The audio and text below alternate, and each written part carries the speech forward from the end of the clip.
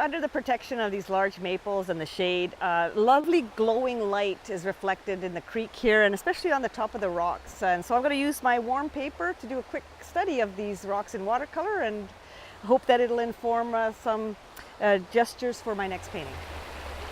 So as the creek is flowing, I'm noticing all of these golden colors, as well as in the shadows some reds and purples, and one of these rocks just shines a beautiful light green. But the deepest, darkest rock is catching my attention at the front here, and I'm going to just grab that with a dark pigment. So the shape of it is this sort of triangle at the bottom, and something down here like this, and then it's irregular, and it's got this beautiful light green right there. So just grabbing the moss on it right now, little pattern dots, and I can let that dry and then put a wash over that. I'm getting that darkest part is here. So we have a dark against light, so that'll be a nice play once I get that going.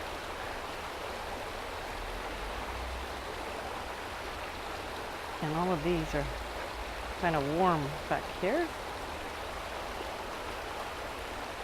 It's the color focal point over here, but the value focal point is over here because it's really dark. So it can play on that.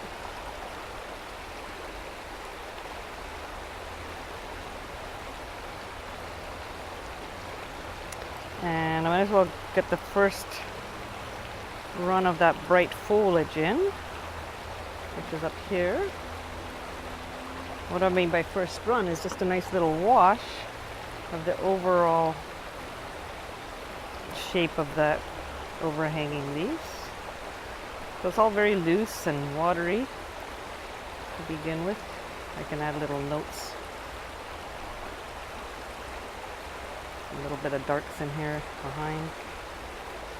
So usually underneath there's some darks. Yep.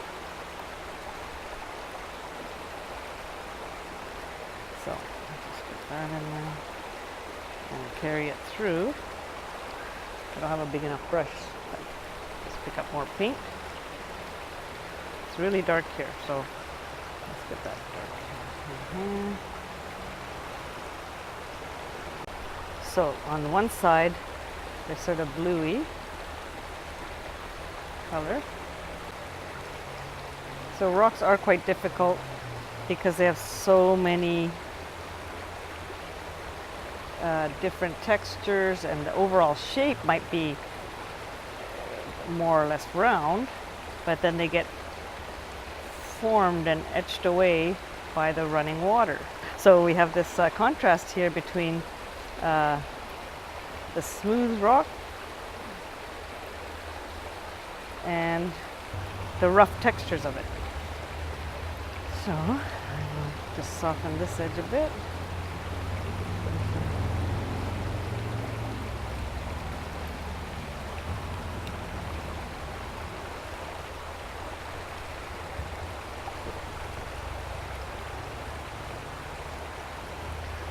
So with watercolor, you can add the deeper tones in as it dries.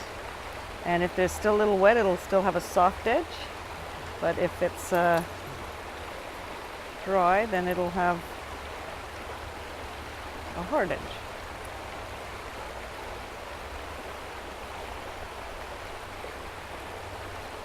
And some texture, dry brush.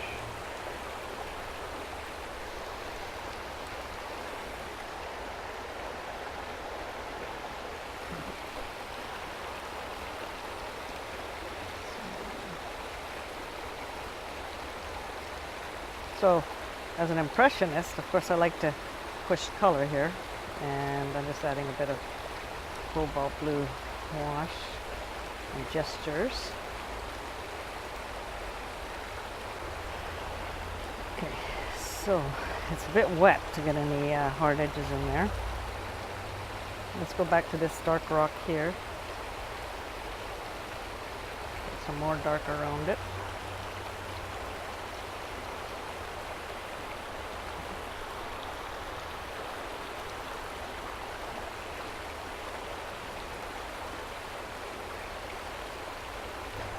I'm going to lift some of this out. Probably over here would be nice to get that. Of course the light keeps changing, but I know there was a little highlight along this rock. I'm going to transfer it over here a bit. I'm just lifting a little bit to bring some highlights back in some areas here as they shimmer.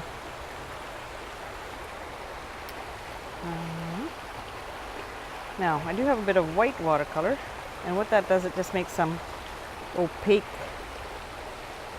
passages. So maybe on this rock I will bring some white in. So if you would like to get something to look lighter, you can just put something darker against it.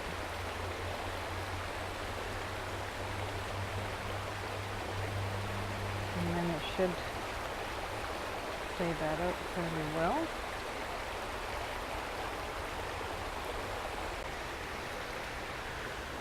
So we have some hard edges, and we have some soft edges, and we have some structures that suggest rocks, and we have some texture and highlights that suggest flowing water. And be happy for the light that allows us to see these beautiful shapes and colors and enjoy them in our daily walks, and be thankful for the day.